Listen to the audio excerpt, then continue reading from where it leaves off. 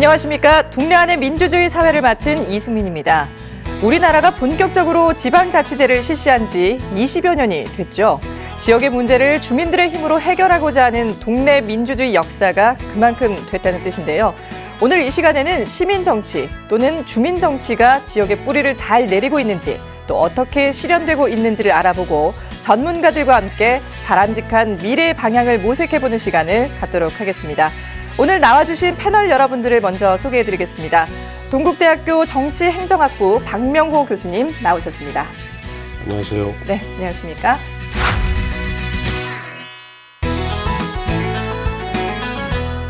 다음 성신여대 사회교육학과 서현진 교수님 자리하셨습니다. 안녕하세요. 안녕하세요.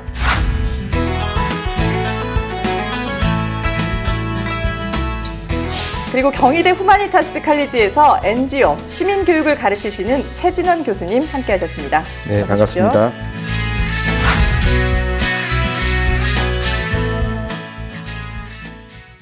오늘 우리가 나눌 얘기가 시민정치 또는 동네 민주주의에 관한 것 아니겠습니까? 사실 그동안에는 정치 그러면은 정치인의 전유물로만 생각을 해왔었는데 우리 일반 시민들과 멀리 떨어져 있는 게 아니다라는 생각이 들거든요. 그렇다면은 기성 정치인의 정치활동 그리고 이런 주민정치 어떻게 차이가 있다고 봐야 될까요? 아무래도 시민들 입장에서 보면 이 접근성과 또는 이해의 그 수준과 범위가 좀 달라질 수밖에 없지 않나 생각이 되는데 네. 무엇보다 외교라든가 뭐 경제 문제라든가 이렇게 좀 일정한 그 전문적인 지식이라든가 또는 우리 모두의 문제였던 거하고 바로 내 주변에서 일어나는 문제들 내 문제냐 우리의 문제냐고 했을 때는 사람들의 관심과 아무래도 이해가 다른 어떤 것보다도 높을 수밖에 없고 그런 관심과 이해가 결국은 우리의 문제를 해결하는 어떤 대안을 찾는 데도 도움이 될 것이기 때문에 그런 면에서 시민정치가 또 동네 안의 민주주의가 이제 우리 생활 속으로 점점 자리 잡고 있는 것이 아닌가 생각이 됩니다. 예, 그만큼 이제 정치가 어려운 게 아니다라는 그런 해석을 할 수 있을 것 같은데 최 교수님은 어떻게 보세요? 네, 저도 생각이 비슷합니다. 보통 그 국민들이 그 국회를 바라보는 시각이 굉장히 부정적인 것 같아요. 주로 정치인들이 대안을 놓고서 생산적으로 뭐 대화라든가 토론을 통해서 어떤 정책을 만들기보다는 주로 어떤 이익을 놓고서 서로 싸우다 보니까 정치에 대해 불신감이 되게 큰데 이 생활 정치라는 것은 어쨌든 그런 것보다는 자기가 살고 있는 동네인 마을이라든가 동네에서 벌어지고 있는 여러 생활상의 불편된 상황이라든가 예를 들어서 뭐 미세먼지라든가 뭐 쓰레기 자원 재활용이라든가 어린이 통학 안전 문제, 그다음에 먹거리 문제, 그다음에 여성들의 어떤 방거리 안전 이런 구체적인 생활상의 필요를 놓고서 생산적인 재원이라든가 뭐 이런 거를 다루고 있기 때문에 또 정치 주체가 직업적인 정치인이 아니라는 점, 일반 주민이라는 점, 그리고 공간도 제도 정치권이 아니라 자기 살고 있는 동네에서 벌어지는 시민단체라든가 의회라는 공간, 무대가 좀 다르고요. 그다음에 이제 다룬 이슈도 앞서 얘기했듯이 어떤 어려운 외교 국방이라든가 뭐 그런 것보다는 아주 친숙한 자기 생활상의 불편한 이슈들을 갖고서 접근한다는 점에서 어떤 제도 정치권과 생활 정치가 조금 다르지 않나 생각이 듭니다. 예, 그러니까 우리 주변에 널려 있는 이런 작은 불편함을 바꾸는 것도 일종의 정치라고 볼 수 있기 때문에 이런 변화들이 일어나는 것 같은데요. 글쎄요, 이게 근본적인 질문이 될 것 같기도 한데 시민 또는 뭐 작게는 주민이 자신이 살고 있는 공동체 문제에 관심을 갖고 또 직접 이렇게 참여해야 되는 이유는 뭐라고 봐야 될까요? 아무래도 시민이 이제 문제의 대상이자 문제 해결의 주체이기 때문이거든요. 그럼 우리의 문제고 내 생활의 문제이고 내가 가장 심각하게 받아들이고 있는 문제이면서 동시에 내가 해결책을 누구보다도 정확하게 찾아낼 수 있는 주체라고 하는 것이 이게 이제 생활 정치, 그다음에 공동체의 문제. 그리고 정치라는 게 뭐 정치인의 전유물이라고 하는 표현을 아까 쓰셨지만 그 공동체의 문제를 공공스럽게 공공의 입장에서 처리하는 걸 정치라고 한다면 그럼 국회는 국회대로 또 지역에서는 지역대로, 동네에서는 동네대로 할 수 있는 일들이 많지 않겠나 생각이 됩니다. 예, 서 교수님은 어떤 생각이신지요? 그 근본적인 질문하셔서 저도 근본적인 답변을 해드리자면 민주주의니까 당연히 참여해야 되는 것이라고 생각을 합니다. 그러니까 우리가 신권 정치나 무슨 독재, 군부 이런 권위주의 이런 걸 하고 있지 않고 민주주의라는 제도를 택했기 때문에 이 국민이 참여하는 게 당연하다고 생각하고요. 민주주의는 아주 쉽게 말씀드리면 자기 스스로의 지배를 받는 정치 체제인 거거든요. 그러니까 자기가 참여하지 않는다면 자기가 자기를 지배할 수 없는 것이죠. 예. 최 교수님은 어떻게 보시는지? 예, 저도 뭐 비슷한데 어쨌든 우리 주민들이라는 게 어떤 규범적으로 어떤 책에서 민주주의를 배울 수도 있지만 살아가면서 가정 생활이라든가 직장 생활 그리고 사회 생활을 하면서 여러 가지 불편한 점을 많이 사람들이 느끼게 되거든요. 네. 특히 이제 자녀를 키우는 학부모들 입장에서 볼 때 유치원이라든가 학교에 보내야 되는데 학교 가는 길이 여러 가지 그 위험 요인으로 되어 있다면 학교 보내기가 굉장히 꺼릴 거라고 생각이 듭니다. 예. 그래서 통학로, 안전한 통학로라든가 여러 가지 유해시설들에 대해서 본능적으로 뭐 이런 거에 대해서 어쨌든 개입할 수밖에 없는 것이고 뭔가 설득력 있고 예. 상식적인 어떤 삶에서 나오는 어떤 경험들에 기반한 좋은 대안들이 어쨌든 지방의회라든가 시민단체에게 전달될 수밖에 없지 않나. 뭐 그런 것들이 저는 가장 중요한 주민들이 어떤 정치에 참여할 수 있는 동기가 아닐까 이렇게 생각이 됩니다. 예. 결국은 이렇게 주민들이 지역 정치에 직접 참여하는 것이 지역 민주주의의 한 형태가 아닐까 싶은데요. 그런데 근래 들어서 이 대의민주주의 제도가 불신을 받고 있다는 지적이 있습니다. 박 교수님은 그 말에 동의를 하시는지요? 제가 뭐 꽤 오래 지적되어 온 문제가 아닌가 생각이 됩니다. 이제 예. 여러 가지 지표가 들 수 있는데 대표적인 건 이제 국회라든가 정당이라든가 정치인에 대한 불신이 가장 높은 거거든요. 네. 그러다 보니까 도대체 왜 존재를 하는지 오히려 없어져야 될 것이 아닌지라고까지 생각하는 걸 보면 예. 대의민주주의 자체에 대한 불신으로까지 이제 이어진 거고 결국 그거는 대의민주주의의 중요한 기제들이었던 정당이라든가 의회라든가 이런 것들이 제대로 기능을 못하니까 예. 그 욕구를 전달해주고 역할을 해줘야 될 그 매개체들이 역할을 못하는 것에 대한 시민들의 불신이 이제 이어진 것이라고 봐야 될 예. 거고요. 따라서 제 기능을 못하는 건 이미 넘어섰고 불신의 대상으로까지 이제 전락한 것이 아닌가 하는 것이 현실입니다. 예. 그러니까 국회가 사실 국민의 목소리를 대변해줘야 되는데 그러지 못하고 자신들의 이익을 위해서 좀 이렇게 싸우는 모습, 볼성 사나운 모습들을 그동안에 좀 많이 보여줬기 때문에 이런 문제점이 생기지 않는가 싶은데요. 그런데 또 한편에서는 직접 민주주의는 비효율적이다 이런 지적도 있거든요. 서 교수님은 어떻게 생각하세요? 네, 비효율적인 면이 당연히 있다고 생각을 합니다. 네. 왜냐하면 이제 그 시간이 너무 오래 걸린다든지 노력이나 뭐 비용 같은 게 많이 든다라는 면에서 직접 민주주의를 할 때는 이제 거래 비용 같은 게 많이 든다라고 우리가 얘기를 합니다. 예. 하지만 이제 그 결과론적으로 봤을 때는 그런데 직접 민주주의는 합의제를 택하는 거잖아요. 예. 그럼 그 합의 과정에서 많은 사람들이 참여를 하고 다수결제와 똑같은 결정을 하더라도 그 결정을 받아들이는 정도에서는 다릅니다. 그래서 시간이 많이 걸리더라도 그 결정의 질이라든지 또 결정이 났을 때 안정적으로 진행되는 그런 정도에서 차이가 나기 때문에 예. 네, 꼭 나쁘다고 볼 수는 없습니다. 비효율적인 면이 있긴 하지만 그렇다고 나쁘다고만 볼 수는 네, 없다. 네. 최 교수님은 어떻게 보세요? 뭐 저도 비슷한 생각입니다. 모든 걸 다 직접 민주주의로 할 수는 없겠죠. 예. 그래서 종전에 운영해왔던 어떤 대의제도, 제도 정치를 잘 어쨌든 반응성 있게 운영을 해야 되겠지만 어쨌든 모든 걸 또 제도 정치를 할 수 없기 때문에 앞서 얘기했던 대로 지역 주민들이 다룰 수 있는 그런 이슈라든가 주제에 대해서는 어쨌든 주민들이 직접 참여할 수 있는 기회를 제공하는 것이 좋을 것 같아서 적절하게 제도 정치와 이 주민 정치가 잘 결합했으면 좋겠다. 조금 제가 말씀을 드리면 네. 제가 저는 관악구에서 오래 살았습니다. 뭐 난곡에서 살다가 지금 남현동에 살고 있는데요. 어쨌든 제가 난곡에 살면서 가장 힘들었던 게 그 난곡에서 나오기가 너무 힘들어서 교통이 너무 불편해서요. 거의 1시간씩 걸리니까 네. 출퇴근이 너무 힘들어서 그런 문제가 제기가 되니까 거기 이제 지방 의원들이 어쨌든 그 문제를 해결하기 위해서 도를 넓히자 이런 캠페인이 벌어져서 저도 거기에 관심을 되게 많이 가졌고 어쨌든 그걸 어떻게 어떤 방식이 좋은지 어떻게 해야 예산을 좀 효율적으로 쓸 수 있는 건지에 대해서 어떤 주민 공청회 같은 게 있었습니다. 그래서 결과적으로 주민 공청회도 하고 이렇게 하면서 물론 주민 투표까지는 가지는 않았지만 네. 적어도 주민 설명회라든가 공청회만 했다는 것 자체도 저는 굉장히 큰 저한테는 뭔가 이게 희망적인 얘기가 아닐까. 그래서 어쨌든 물론 주민 투표가 더 있었으면 좋았겠지만 예. 또 의원들이 주민들한테 어떤 설명회라든 공청회를 해서 주민들과 함께 하려겠다는 그런 모습이 어쨌든 굉장히 저는 적절했다 이렇게 생각이 듭니다. 예, 주민들의 목소리를 직접 듣고 반영하기 위해서 노력을 했다 이런 그렇죠. 점을 이제 높게 보시는 건데, 근데 뭐 말씀하신 것처럼 비효율적이라는 이런 직접 민주주의의 문제점도 있을 수 있겠지만 그래도 현대 사회에서는 오히려 더 이런 직접 민주주의가 확대되고 있는데 그 이유는 뭐라고 보시는지요? 기술 발전이 결정적이지 않았나 생각이 기술 듭니다. 발전, 예, 예. 이제 직접 민주주의가 곤란하다라고 하는 현실적인 가장 큰 이유는 한 군데 다 모일 수 그렇죠. 없었다라고 예. 하는 거거든요. 그러니까 집회 민주주의는 할 수가 없었어요. 이제 아주 인구가 작거나 아주 특수한 경우를 제외하고는 대부분 불가능했던 거고, 따라서 대의민주주의가 이제 그 대안으로 이제 제시됐던 것인데, 네.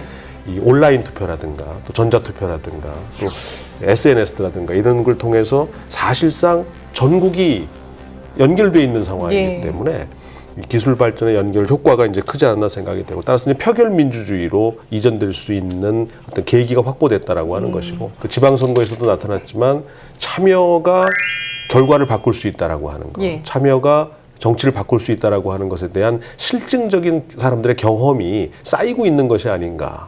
이런 것, 특히 우리나라의 경우에는 네네. 이런 것들이 따라서 이제 객체로 머무는 것이 아니라 시민이 이제 주체로서 함께하는, 오히려 주도하는, 그래서 오히려 대의제 기재들이 따라오게 만드는 예. 그런 역할을 하게끔 되는 것이 결정적인 계기라고 생각이 됩니다. 예. 그러니까 그만큼 이제 국민들이 서로 소통할 수 있는 그런 기술적인 발전이 많이 이루어졌다라는 말씀을 해주셨는데, 실제로 우리 시민들 같은 경우에 어떤 사안이 벌어졌을 때 여기에 대해서 적극적으로 의사표현을 하는 경우들이 많이 있지 않습니까? 예.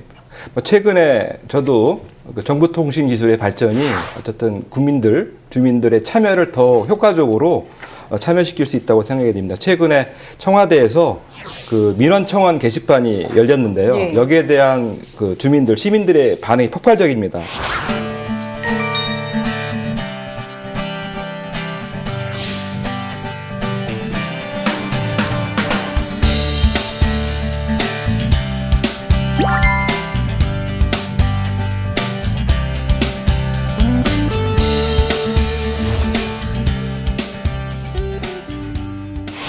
결과적으로 그런 시민들의 참여가 여론을 선도하고 결과적으로 그것이 제도 정치권한테 반응을 보여서 예. 이제 정치권도 반응하고 있다고 생각이 듭니다. 예를 들어서 최근 윤창호법이 통과가 됐습니다.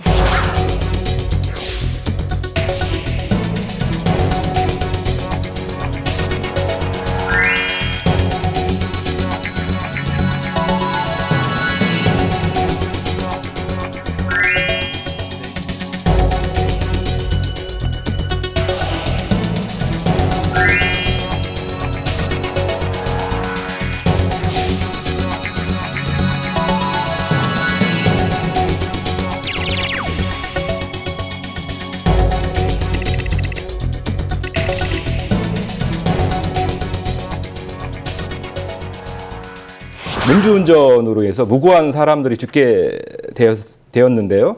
이거에 대해서 이 처벌이 굉장히 약하다. 네.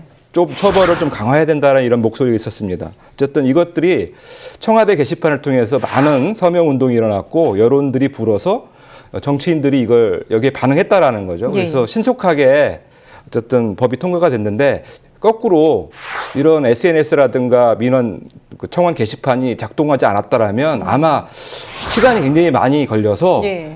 국민들 혹은 주민들이 굉장히 그 불신이 커질 수 있었다. 어쨌든 다행스럽게도 정보통신기술의 발전과 어떤 이 온라인 네. 서명운동 이런 것들이 잘 확보가 되어서 어쨌든 제도 정치와 어떤 주민들의 참여가 잘 부합을 해서 좋은 성과를 냈다 이렇게 생각이 됩니다. 예.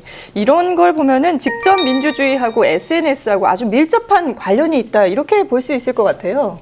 네, 그렇죠. 뭐 정보 사회가 되면 이제 직접 민주주의가 활성화될 거다 이런 기대가 많았는데, 실제로 지금 이제 기술적인 뭐 장치, 그다음에 환경은 좀 마련이 되었다고 보고요.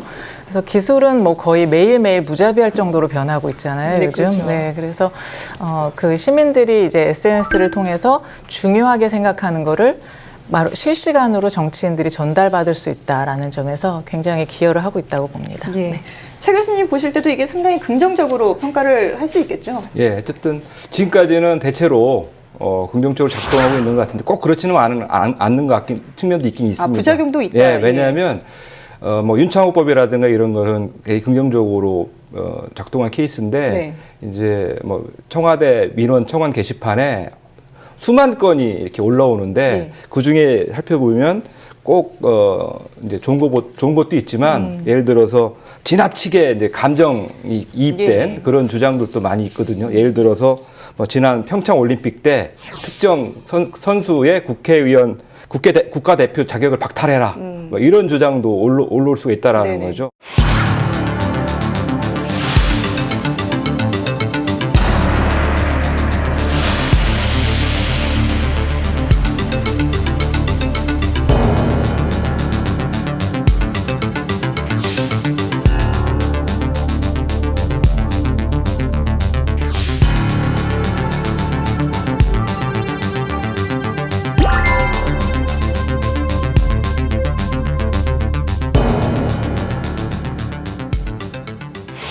뭐 이런 요구도 있기 때문에 어쨌든 뭐 주민들이 참여를 더 효과적으로 이렇게 반응하기 위해서는 적절하게 어떤 공무원이라든가 어떤 대표자들이 수기를 해서 걸러주는 기능을 했을 때 더 지속 가능성이 있을 것 같아요. 어쨌든 100% 이게 뭐 완벽하게 다 좋다라고 말을 할 수 없지만 결과적으로 어쨌든 긍정적으로 가고 있는데 어쨌든 더 긍정적으로 가기 위해서는 대표자라든가 공직자들의 역할이 더 중요하다 이렇게 생각이 듭니다. 예. 그러니까 뭐 근거가 없거나 그 개인적인 감정으로만 어떤 일방적인 주장을 하는 경우도 있지만 그래도 보면 이제 대체로 긍정적으로 평가를 해주신데 이런 걸 보면은 최근에 정치 환경이 보다 직접 민주주의를 향해서 발달하고 또 사회적인 환경이나 이 시민들의 유권자 의식도 변화하면서 정치 참여의 장이 다양해지고 있는 게 아닌가 이런 생각을 해봅니다. 자, 이번에는 이 선진국의 사례를 통해서 시민 정치 또는 지역의 주민 정치 참여에 대해서 얘기를 나눠볼까 하는데요. 우리가 직접 민주주의에 대해서 얘기할 때마다 늘 거론되는 나라가 있죠. 바로 스위스입니다.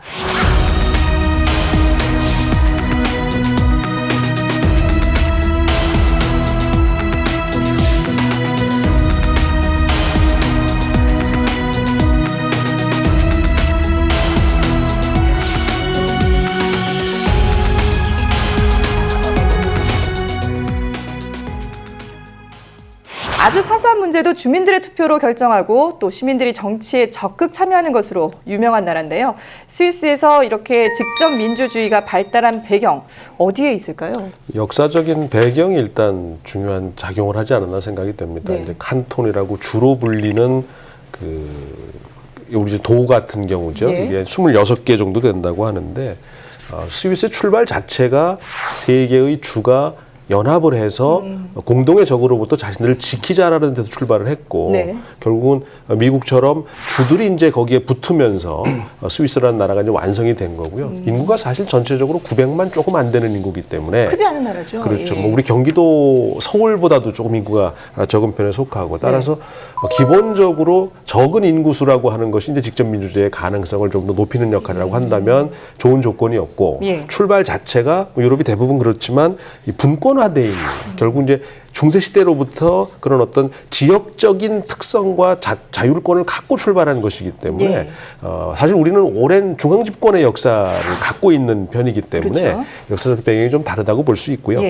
또 스위스 정부 형태 자체도 연정을 구성을 하지만 회의체 정부 형태식이거든요. 그러니까 강요가 돌아가면서 한 번씩 1년씩 대통령을 맡는 형태이기 때문에 결국 협의제 민주주의라고 할까요? 그런 면에서 일단 회의를 통한 또는 협의를 통한 다수결이 아니라 그래서 그걸 통해서 국가를 운영하는 방식으로까지 이제 완성이 됐기 때문에 뭐 말씀하신 것처럼 직접 민주주의의 가장 전형으로 보시면 처음부터 그러려고 했던 건 아니었을 건데 이제 역사적 배경과 또는 이런 조건 등이 그런 스위스를 오늘의 가장 모범적인 국가로 만든 것이 아닌가 생각이 듭니다. 어떻게 보면 의도하지 않았지만 이게 역사적으로 자연스럽게 이렇게 발달할 수밖에 없는 그런 환경이 만들어졌다 이렇게 봐야 되는 거군요. 네, 지금 배경은 박 교수님이 잘 설명해 주셔서 제가 뭐 더 할 건 없고 지금 어떻게 시행되고 있는지만 잠깐 첨언을 드리자면, 그러니까 현대 그 직접민주주의의 뭐 모델 끝판왕이라고 할 수 있는데, 네. 네, 그러니까 연방과 국가 차원에서 레퍼런덤, 그러니까 국민투표라든지,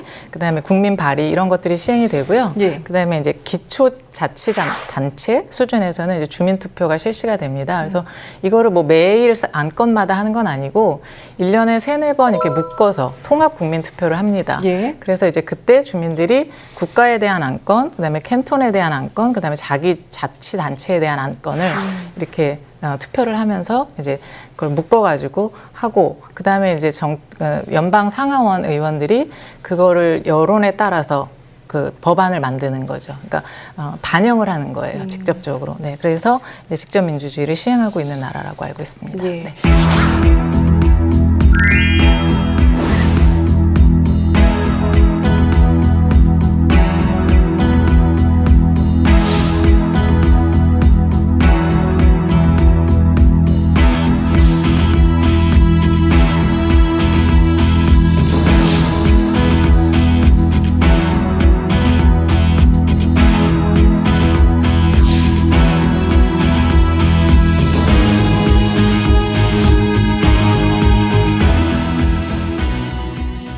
이렇게 뭐 역사적, 지리적인 그런 영향 때문에 스위스가 직접 민주주의를 많이 발전시킬 수 있었다 이렇게 볼 수도 있겠지만, 아까 박 교수님도 잠깐 언급을 해주셨지만 이 스위스라는 나라가 작기 때문에, 인구가 적기 때문에 또 직접 민주주의가 발달하지 않았을까 이렇게도 생각을 해볼 수가 있거든요. 그렇다면 직접 민주주의는 작은 나라에서만 가능한 겁니까?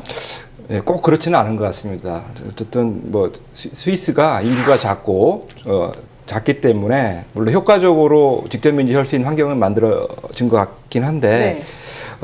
앞서 우리 교수님들께서 말씀하셨지만 스위스의 행정 단위가 캔톤, 그다음에 뭐 꼬뮌, 그다음에 연방으로 이렇게 커지거든요. 전형적으로 바텀업 방식으로 밑에서 상향식으로 만들어진 나라인 것 같아요.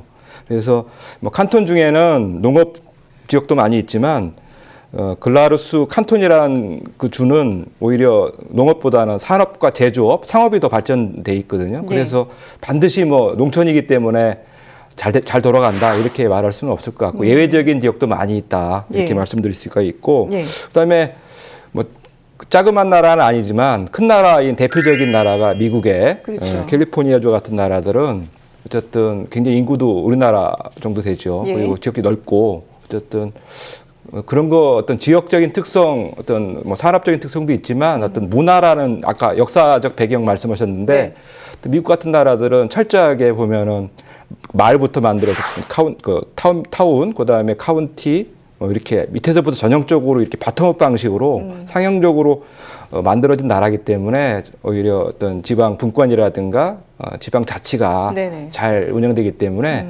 문화적 요소도 저는 굉장히 중요하다 이렇게 말씀을 드리고 싶습니다. 예.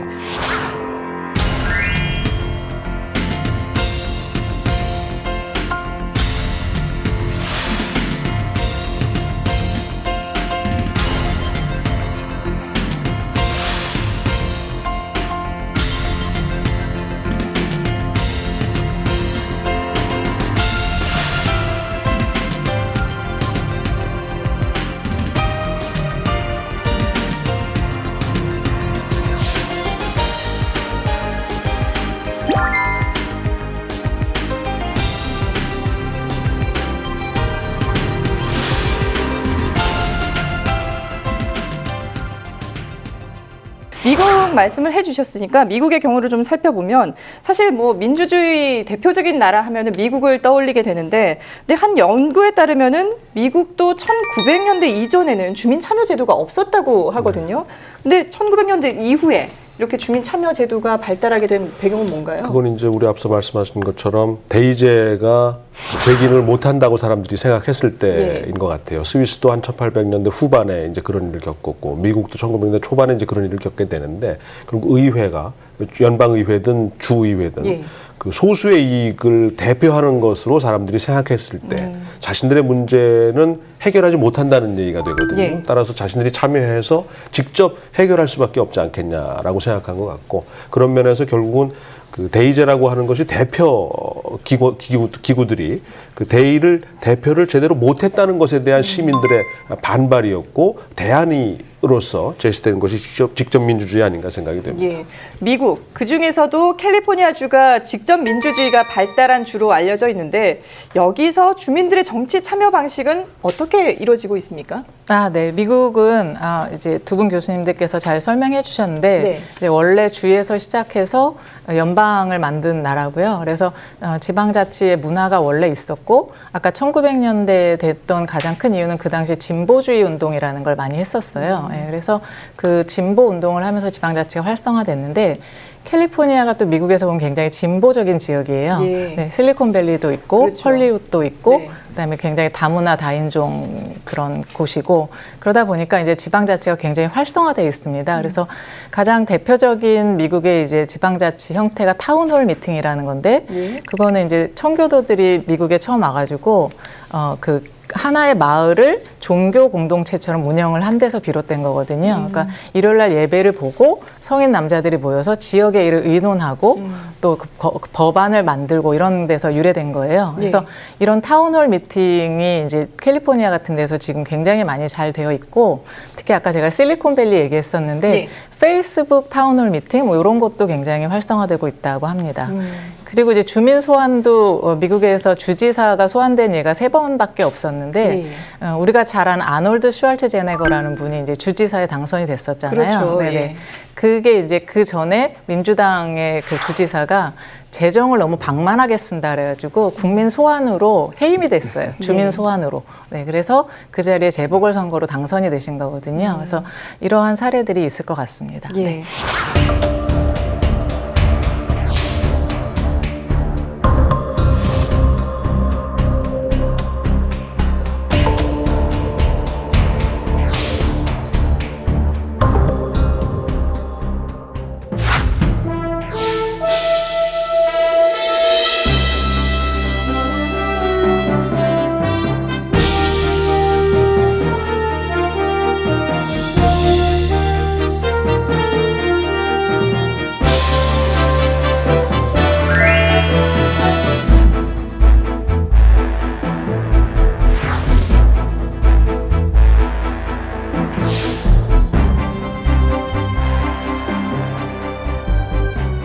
또 다른 사례들이 있을까요?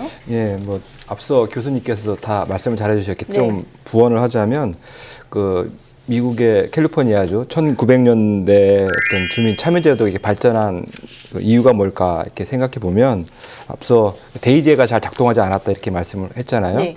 마찬가지로 어쨌든 대의제가 작동을 하려면 가장 중요한 이슈 중에 하나가 세금 걷는 문제인 것 같아요.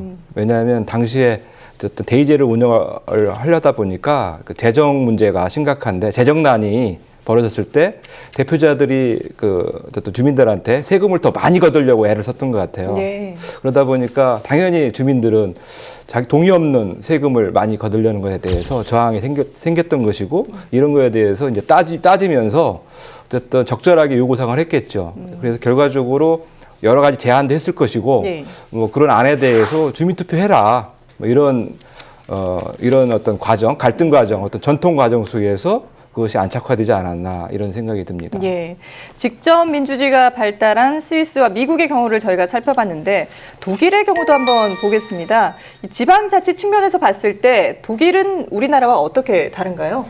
그 독일은 역시 그 유럽의 대부분의 나라 그랬듯이 특히 독일이 대표적이겠지만 오랜 분열의 역사를 가졌던 나라거든요. 네. 통일을 이룬 게 그렇게 오랜 시기가 그렇죠. 아닌 예. 나라고 거기 나치의 경험이 또 있어서 세계 어느 나라보다도 시민교육, 시민 정치교육에 대한 그 관심과 열의가 대단한 나라이고 또 그것이 독일 민주주의를 지탱하는 힘이라고 볼 수 있고요. 예.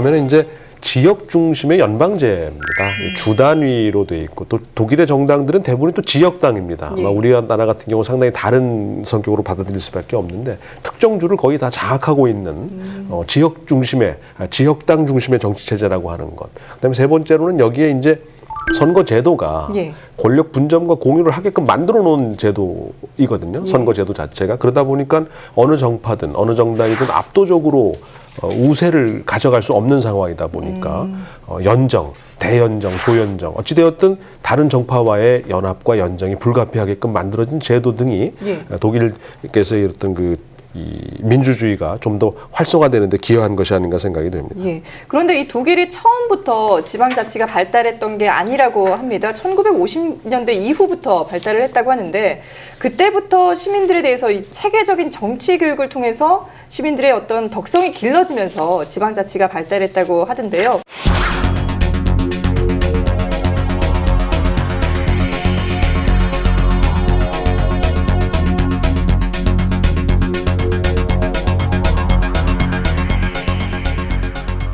우리도 이런 정치 교육이 있어야 되는 게 아닌가 생각도 들거든요.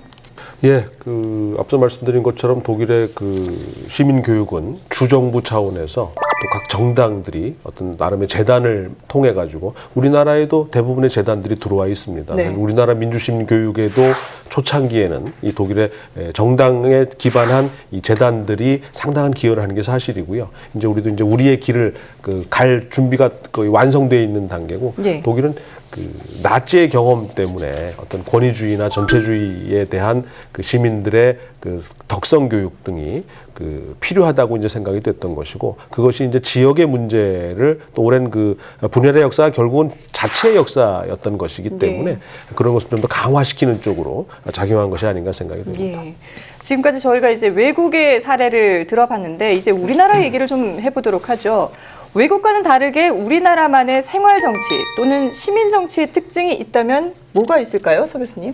네, 이제 우리나라는 굉장히 빠른 시간 안에 민주화를 이루고 경제화도 이뤘던 나라잖아요. 그래서 좀 남의 일에 관심도 많고 남보다 좀 잘 되고 싶고 이런. 네. 그래서 옛날에는 그거 굉장히 부정적이라고 봤는데 네. 제가 보기에는 그런 어떤 민족성이 이 지방자치 같은 거에서는 긍정적으로 발현됐다라고 생각이 됩니다. 그래서 또 게다가 이제 원래 품앗이나 두레 같은 공동체의 관행 같은 것도 있었고 그래서 요즘 우리나라에서 이루어지는 그런 지방자치 사례를 보면 원래 이제 스위스나 다른 나라 같은 데는 부유하고 또 학식도 높고 이런 객관적 조건들이 잘 갖추어진 곳에서 지방 정치가 잘 이루어지는데 우리나라는 서울 같은 경우만 보더라도 조금 위기의 지역, 낙후된 지역 이런 곳에서 이제 시민들이 열심히 더 잘 사는 지역으로 만들려고 참여한 사례들이 많이 있거든요. 네, 그래서 그런 면에서 본다면 어떤 시민의 창의적인 생각 또 이런 활동 이런 것들이 또 지방자치를 더 활성화하게 만드는 그런 특징이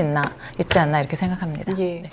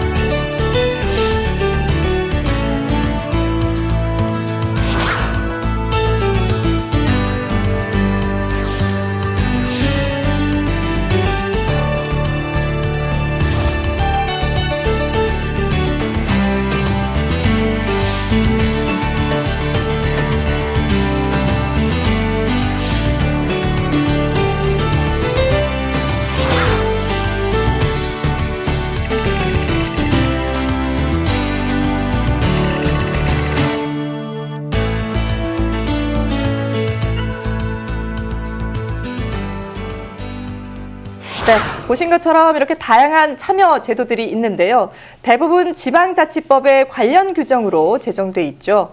하지만 이런 제도들이 실효성 있게 작동되고 있는 걸까요? 실제로 2017년을 기준으로 했을 때 보시는 것처럼 주민투표는 총 8건, 그리고 주민 소환 역시 8건에 불과합니다. 주민들의 권리이기도 한 이런 제도들이 잘 실행되지 않는 이유는 뭐라고 봐야 될까요? 사실 제도적으로는 완비를 했죠. 예. 말씀하신 것처럼 소환, 투표, 소송, 감사 청구, 발의 뭐 거의 모든 거는 다 갖고 있는데 예. 사실 실현되기가 어려울 정도의 조건들을 갖춘 것도 있고요. 물론 이제 어느 정도가 과연 적절한 기준이냐에 대해서는 논란이 있을 수 있는데 이제 어느 나라나 하고 있고 할 수 있는 제도들을 이제 모두 갖춰는 놨는데 문제는 우리화돼 있지 않다라고 하는 부분이죠. 우리 현실에 맞지 않다. 그렇습니다. 예. 이제 한국화돼야 되는 거고 한국형 현실이 이제 맞아야 되는 건데 예.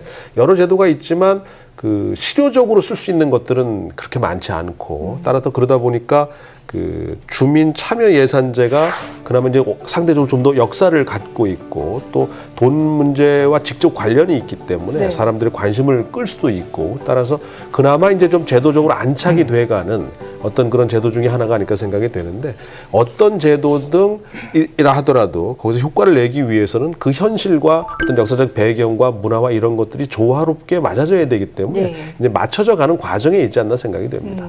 제도는 있는데 실질적으로 작동을 하지 않는 이유, 서 교수님 보실 때는 어떤 걸 꼽을 네. 수가 있을까요? 저도 이제 박 교수님 의견에 대체로 동의하고요. 또 제도적 요건이 갖춰져 있긴 하지만 그런데 좀 어려운 거, 청구 요건이 높다라든지 까다로운 거 이런 부분들이 하나 있을 것 같고 그다음에 또 하나는 이제 앞서 우리가 독일 사례를 좀 봤었는데 네. 독일 같은 경우가 이제 한 축은 민주시민교육, 한 축은 지방자치를 하고 있는 거거든요. 근데 우리는 이제 지방자치라는 축은 있는데 민주시민교육이라는 축은 아직 좀 부족한 것 같아요. 예. 그래서 시민들이 어떻게 참여해야 되고 왜 참여해야 되고 그다음에 서울시 무상급식 사례에서처럼 그런 투표를 하고 나서 굉장히 반목이 심해져서 갈등이 심해졌거든요. 치유가 안 되는 거예요. 근데 그런 것들이 이제 민주시민 교육을 통해서 어떻게 서로 상생하고 합의할 수 있는지 예. 이런 문화들이 정착되는 것도 굉장히 중요할 것 같습니다. 예. 네. 직접적으로 참여를 하면서 서로 간의 의견을 이렇게 좀 토론을 통해서 그렇죠. 좋은 방향으로 끌고 가야 되는데 이게 갈등의 불씨가 되면 안 된다라는 그런 말씀을 해주셨는데 최 교수님 볼 때는 어떠세요? 뭐 저도 앞서 두 분 교수님들과 생각이 비슷합니다. 예. 그래서 제도는 다 돼 있는데 네. 이것이 내면화되고 안착화되는 과정이 시간적으로 좀 필요한 것 같아요. 그만큼 그 접근성이라든가 문턱이 조금 더 낮아질 필요가 있겠고 예. 조금 더 어떤 시민 참여를 할 수 있는 동기가 확실히 보장될 필요가 있다고 생각을 합니다. 예. 그래서 예를 들어서 지방 분권 관련되어서 혹은 지방 자치 관련되어서 각 시도 단위에서 조례를 만들고 있어요. 예를 네. 들어서 서울형 주민자치제도가 이렇게 지금 활성화되고 있는데 네. 이게 이제 조금 인식 차이가 있습니다. 간극이 있는 게 공무원들이라든가 대표자들은 이제 주민들을 못 믿어서 그러니까 주민총회가 힘들 거다 이렇게 해서 그걸 그 중간 조직에 시청 서울시와 주민총회 그 사이에 그 지원단이라는 걸 이렇게 만들어놨어요. 예. 그래서 그걸 지원하겠다라는 건 그 취지는 맞는데 실제로 그게 구성되는 과정을 보면 결과적으로 주민들의 아래로부터 참여를 통해서 만들어지고 운영되기보다는 그 중간 조직인 결국 관변 단체를 만들어서 작동되고 있기 때문에 결과적으로 예산이라든가 이 작동의 메커니즘 자체가 결과적으로 주민 참여를 더 배제하거나 안 되게끔 하는 그런 부정적인 요소로 작동되고 있다라는 거죠. 예. 그래서 뭐 이런 것처럼 실제로 아래로부터 실제적으로 이 주민 총회라든가 이 주민 자치회가 예. 작동할 수 있도록 여러 가지 경로라든가 설득 이런 동기부여를 좀 해서 실질적으로 시간이 좀 걸리더라도 제대로 절차와 요건을 조금 맞추어서 문턱을 좀 낮추거나 접근성을 낮춰서 어쨌든 참여 동기를 더 많이 부여해야 되는 것이 아닌가 이렇게 생각이 듭니다. 예. 그러니까 우리나라도 시민 정치 또는 뭐 주민 정치를 할 수 있는 제도적인 방안은 마련이 돼 있지만 세 분 말씀을 정리를 해보면 일단 뭐 현실적으로 좀 문제가 있기도 하고 그리고 요건이 어렵기도 하고 접근성이 낮아서 이런 좀 한계가 있지 않을까 싶은데 그래서일까요? 이 시민 참여가 일부 시민단체를 중심으로 이루어지고 있다 이런 지적도 있거든요. 예, 뭐 어르신 지적인 것 같아요. 네. 그래서 뭐 여러 차례 많은 분들이 한국의 시민단체는 대체로 중앙형이다. 풀뿌리형, 지방단위형이 부족하다. 실제로 통계를 보더라도 그렇습니다. 네. 거의 다 지금 수도권에 몰려 있고 지방 차원에서 지역 차원에서 풀뿌리 시민단체가 굉장히 약합니다. 그래서 중앙 이슈에는 기민하게 잘 반응을 하는데요. 예. 결과적으로 시간이 좀 느리고 장기적으로 차근차근 해야 될 마을이라든가 동네에서 출발하는 그런 이슈를 제기하고 그런 운동을 하는 풀뿌리 시민단체가 주민단체가 예. 굉장히 약하다. 그리고 그렇게 하다 보니까 지방의회도 견제를 받거나 참여를 하지 않음으로 인해서 뭔가 이렇게 변화를 해야 되는데 혁신을 해야 되는데 예. 속도가 굉장히 느리다 이렇게 생각이 듭니다. 예. 지방의 목소리를 대변할 수 있는 이런 풀뿌리 지방자치제도도 필요하다 이런 말씀을 해주셨는데 사실 뭐 이 우리나라가 아직까지는 대의민주주의에 많이 기대고 있고 또 중앙 정부의 관리 그리고 통제가 더 많이 작동되기 때문에 진정한 지방자치가 잘 실현되기가 힘들다. 그리고 또 주민들의 참여가 활발하지 않다 이렇게 보는 의견도 있거든요. 서 교수님은 어떻게 보세요? 우리나라는 근데 사실 다른 이제 뭐 독일이나 미국이나 이런 스위스랑 비교해 보자면 그 나라들은 연방의 전통이 있는 나라고 예. 한국은 중앙 집권 국가예요. 예. 그래서 사실 모든 권력을 중앙 정부가 다 갖고 있는 거죠. 그래서 그 중에 일부를 지방자치단체한테 나눠준 거예요. 네. 그러니까 이제 사실 그 지방자치단체나 이런 사람들이 정부가 못하는 일을 좀 대신해줬으면 좋겠다라는 입장이었고 또 시민들은 이 공무원들이나 뭐 구정이나 이런 시정을 하는 사람들이 얼마나 잘하는지 좀 감시하고 비판하는 역할을 하고 싶었던 거죠. 예. 이제 그러다 보니까 좀 지방자치 그 지역에 진짜 필요한 일을 이제 해결하는 쪽보다는 서로 이렇게 견제되는 그런 형태를 보였던 건 사실인 것 같습니다. 예. 근데 저는 좀 긍정적으로 그럼에도 불구하고 보고 싶은 거는 20년에 이 정도 하면 굉장히 잘했다라고 칭찬해주고 네. 싶고, 네, 그래서 앞으로 또 이런 그 문제점들을 생각해가면서 네. 천천히 간다면 굉장히 더 잘할 거라고 생각합니다. 예. 실제로 정부도 이렇게 지방에 좀 더 힘을 실어주기 위해서 노력을 하고 있지 않습니까? 예, 그렇습니다. 최근에 어쨌든 그 분권 개헌 운동이라든가 여러 가지 연방제적 뭐 지방자치라든가 그런 어떤 구호가 많이 나오고 있습니다. 예. 그래서 어쨌든 앞서 말씀하셨던 것처럼 중앙이 지금 예산이라든가 재정권이라든가 이런 걸 다 갖고 있기 때문에 그렇죠. 그리고 이거를 지방 단위한테 위임수탁해주는 수준밖에 안 되거든요. 현재 우리나라의 지방자치 수준 자체가 네. 똑같은 돈을 아주 비효율적으로 사용하고 있단 말이죠. 예. 예를 들어서 뭐 교육이라든가 무상급식이라든가 자치경찰대가 지금 얘기가 나오고 있지만 예.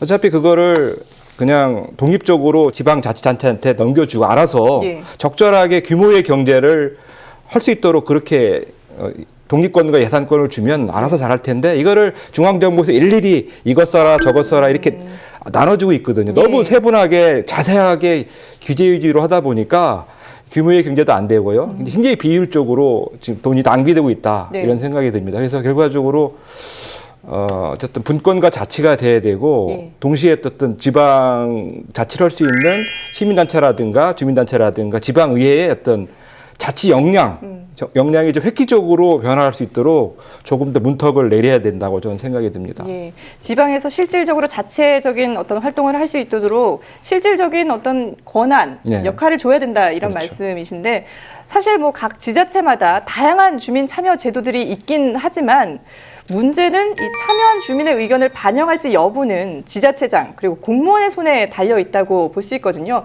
이런 부분을 보완할 수 있는 방법은 없을까요? 아직도 이제 관료화의 관료주의의 그 영향이 남아 있는 거죠. 그것도 이제 중요한 문제는 시민의 참여가 책임을 수반하지 않을 수 있는 문제 예. 또한 있습니다. 따라서 시민의 참여는 결정은 선택은 책임과 함께 한다라는 의식 개선도 좀 필요한 것 같고요. 반면 이제 공무원이나 정부 조직 등 지방 정부 조직 등에서는 시민과 함께 한다라고 하는 이전까지 안 해봤던 것에 대한 불안감들이 있어서 네. 서로의 의식 개선이 좀 필요하지 않나 생각이 되고 제 학교가 이제 소속 학교가 중구에 있는데 네. 중구 같은 경우는 구 동 단위별로 지금 그 주민자치센터 위주로 대부분의 예산을 배정해서 자체적으로 쓰도록 하는 것과 함께 네.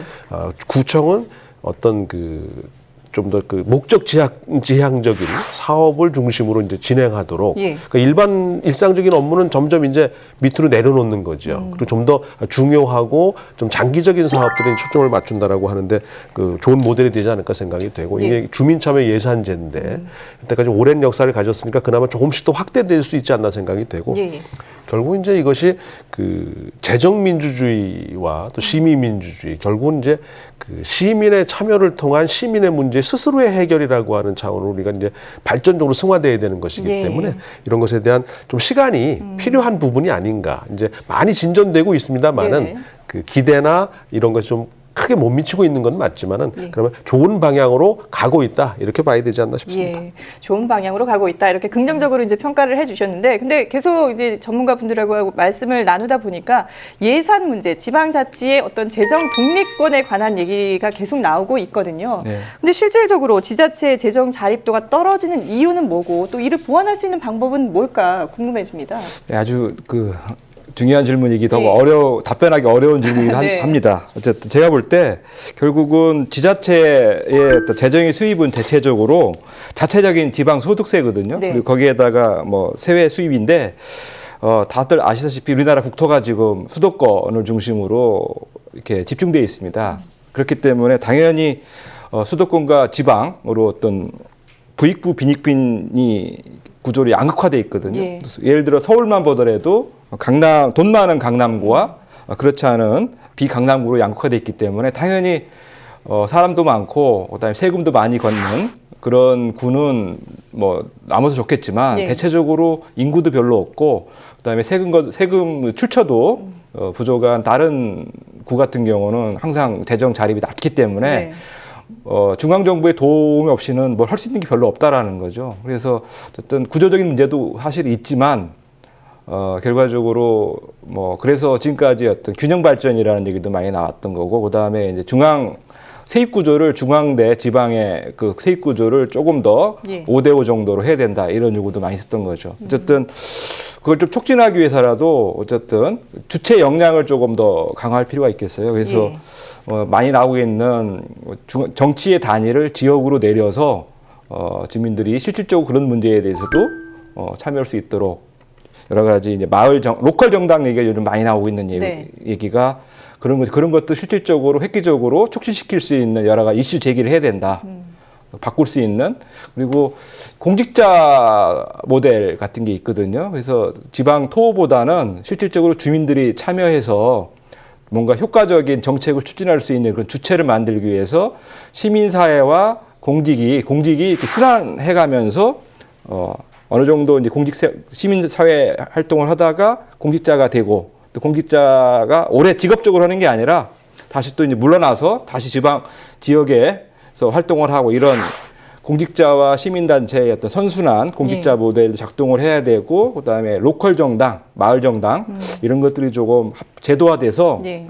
뭔가 재정 자립할 수 있는 그런 조건들을 더 이렇게 획기적으로 개선해 나가야 된다, 이런 생각이 좀 듭니다. 예, 그러니까 정치적인 면뿐만 아니라 재정적인 면에서도 이제 지방에 좀 힘을 실어줘야 된다라는 말씀이신데, 어쨌든 지금 보면 우리나라도 각 지자체마다 나름대로 주민들이 활발하게 이 풀뿌리 민주주의를 실현하고 있습니다.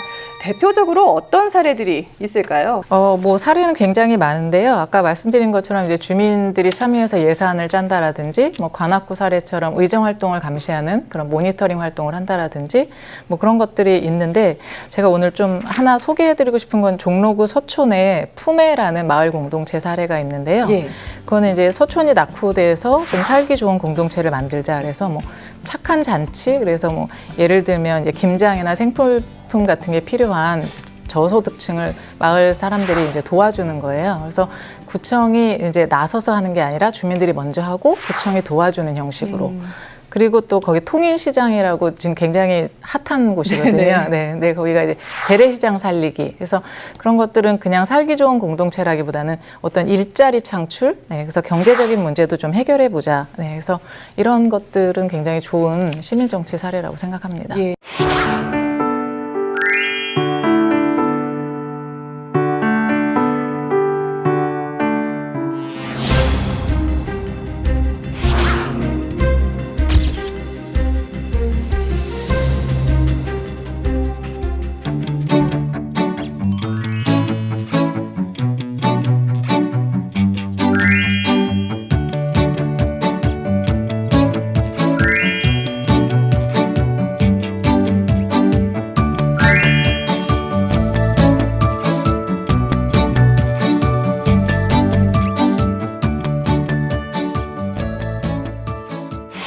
다양한 이제 풀뿌리 민주주의 사례를 들어주셨는데 그럼에도 불구하고 아직까지 우리나라 풀뿌리 시민정책 부족한 점 그리고 보완해야 할 점이 있겠죠, 분명히. 그렇습니다. 일단 장기적으로 봐서는 시민 정치 교육, 네. 시민 교육이 결국엔 공동체의 문제를 우리가 나서서 우리가 해결한다는 것이거든요. 여기다는 이 의식 개선과 교육과 참여의 방법 등과 특히 공동체를 유지하기 위한 공화국을 유지하기 위한 장기적인 차원에서 시민 교육이 이제 어려서부터 체질화될 수 있도록 활성화하는 게 중요하고요. 네. 단기적으로는 여러 가지 지방자치제도 또는 참여 제도들이 있습니다만 주민 참여 예산제가 좀 더 확산될 수 있도록 모두가 단 세금으로 우리의 세금을 우리가 어떻게 쓸지를 결정하자라는 것이거든요. 네. 또 우리의 문제의 가장 우선순위가 뭐냐를 결정하자는 것이기 때문에 좀 더 범위가 확대될 지금은 좀 공모 사업 위주로 좀 상징적인 수준에 머무르고 있다고 볼 수 있는데 예. 좀 더 확대될 수 있지 않나 생각이 되고 네. 두 번째는 아까 잠깐 언급이 있었습니다만은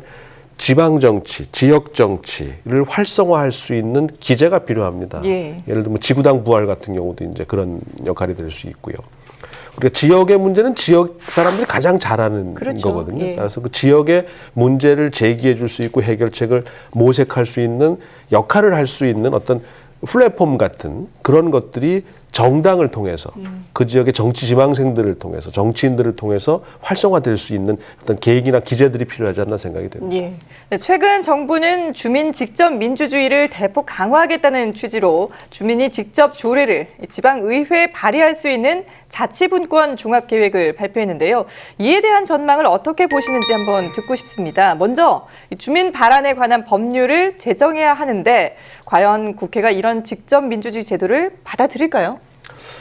쉽지는 않을 겁니다. 네. 아마 이제 이게 더 진전이 되면 국회의원 소환제까지도 이제 논의의 대상이 될 수 있을 거고. 예. 또 미국에서는 어떤 주에서는 그 국회의원을 하게 되면 그 선수를 제한하자라는 논의도 있었거든요. 네. 이를테면 뭐 몇 선 이상은 예, 못하게 예. 한다라는. 그 의원들 입장에서는 자신들에 대한 어떤 견제나 감시 등이 더 증가하는 것이기 때문에 본능적으로 싫어할 수밖에 없는 일이죠. 따라서 받아들이고 싶지는 않겠지만 받아들일 수밖에 없지 않나 생각이 되고 방향은 그 방향인데 이제 좀 현실적인 조절이 있지 않을까 생각은 되고요. 예.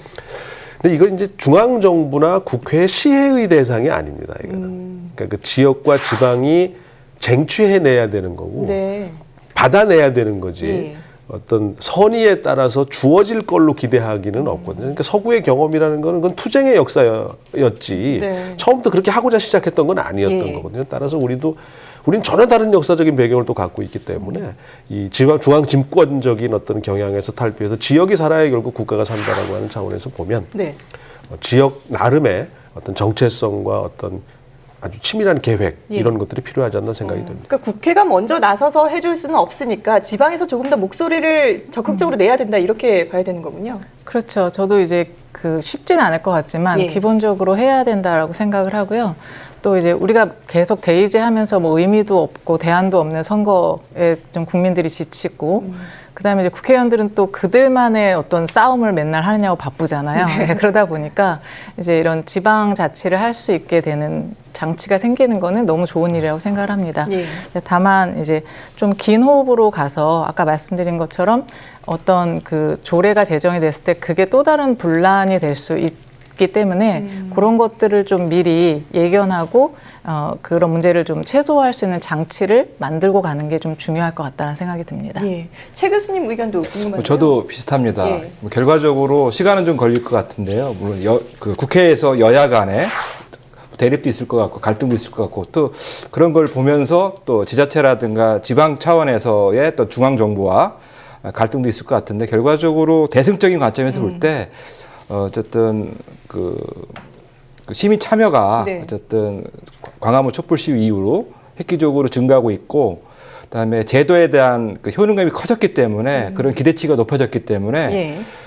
분출되는 그런 시민들의 욕구를 제도 정치권에 저는 막을 수 없다고 생각을 합니다. 그래서 예. 결과적으로 자충우돌 우여곡절은 있겠지만 결과적으로 그런 정책이 결과적으로 뿌리내릴 수밖에 없지 않겠는가 이런 생각이 들고 특히 지금 문제가 되고 있는 이런 종합계획 중에 나와 있는 것은 예. 지방 조례 같은 경우는 결국 그 개폐 재정과 개폐에 대해서 요건과 절차를 조금 문턱을 낮추자는 그런 주장이거든요. 네네. 지금 너무 엄격하기 때문에 참여가 떨어지기 때문에 그걸 낮춰서 하자는 거기 때문에 네.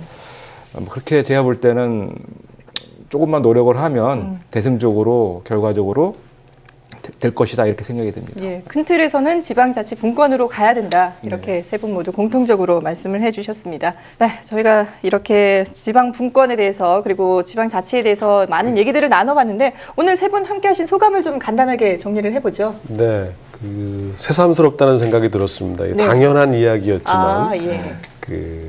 멀리 있지 않은 이야기였는데 네네.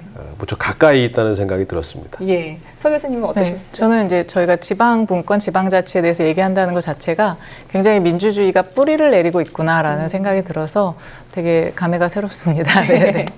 최 교수님은? 저도 마찬가지로 민주화 네. 30년을 넘어가는 시점에서 이제 본격적으로 풀뿌리 민주주의, 지방 자치와 주민 참여를 이제 얘기할 수밖에 없는 이 시대가 도래했구나. 네네. 굉장히 반가운 일이다 저는 생각이 듭니다. 예, 저도 오늘 이 세 분 말씀을 들으면서 주민 참여 그리고 시민 정치에 대해서 다시 한번 좀 생각해 보게 되는 계기가 됐는데요.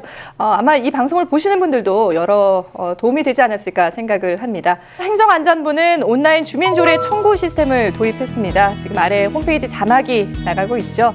이 홈페이지를 통해서 전국의 주민조례 제한 현황을 한눈에 확인하고 또 공인 전자서명으로 서명을 대신할 수 있도록 했습니다.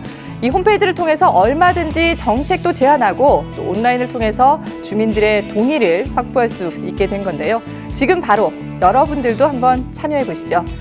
작은 지역 공동체에서 쌓아올린 민주주의의 경험이 보다 큰 참여로 이루어지고 또 나아가서 진정한 민주주의 국가를 완성하는 토대가 될 거라고 생각합니다. 네, 오늘 바쁜 시간 내서 참석해 주시고 말씀 나눠주신 패널 여러분 세 분께도 감사드립니다. 고맙습니다. 감사합니다.